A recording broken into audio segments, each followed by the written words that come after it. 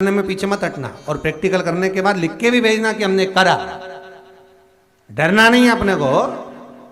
शिव महापुराण में, स्कंद पुराण में, नर्मदा पुराण में, भविष्य पुराण में, अग्नि पुराण में, नारद पुराण में, बरहा पुराण में, वामन पुराण में जितनी चीजें लिखी गई है एक एक प्रैक्टिकल कर कर देखो।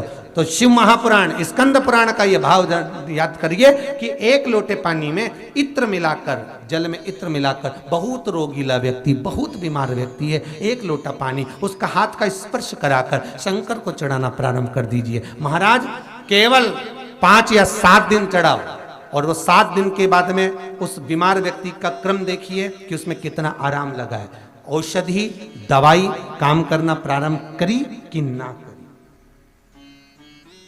केवल इत्र समर्पित, इत्र का जल। तो पहला जल सादा, दूसरा जल है इत्र का, और महाराज तीसरा जल जो शिव महापुराण के अंतर्गत कहा गया है बेल पत्र का जल।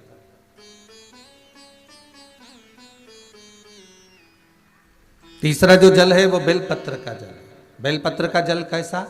तो महाराज शिव महापुराण की कथा कहती है कि जल के पात्र में एक बेलपत्र अंदर डालकर उस जल के पात्र को ले जाकर शिव को समर्पित करना, अर्थात अपनी मन की कामना भगवान शंकर से कह देना।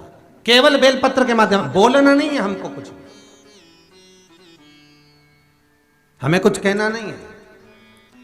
वैष्णव धर्म के अंदर, पुष्टि मार्ग के अंदर जहां जहां पर महाप्रभु जी की बैठक जी होती है, श्रीमद् वल्लभाचार्य जी की, जहां पर महाप्रभु जी की बैठक होती है वहां पर झारी जी भरी जाती है।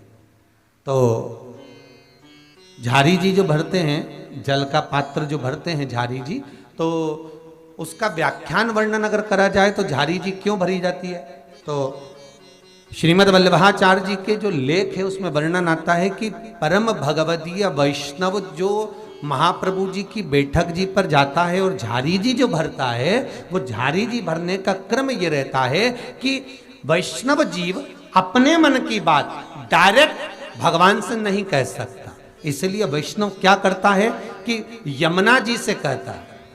ये झारी जी जो है ये यमुना जी, तो यमुना जी को जब भरता है, झारी जी भरता है तो अपने मन की बात वो यमुना जी से कहता है। यमुना जी से कहकर यमुना जी के भाव से श्रीमद् वल्लभाचार्य जी के सामने रख देता है। तो यमुना जी श्रीमद् वल्लभाचार्य जी को आज्ञा करती हैं कि जाओ, श्रीमद् वल्लभाचार्य जी से कहती हैं हे वल्लभ जाओ, अब ठाकुर जी से तुम कहो कि ये परम भगवदीय वैष्णव आया है और इसके मन की ये अभिलाषा है। फिर वल्लभ ठाकुर जी से निवेदन करते हैं, फिर ठाकुर जी उसको स्वीकार करते हैं। अर्थात जल चढ़ाना, भगवान का स्नान कराना, भगवान के ऊपर जल का पात्र समर्पित करना,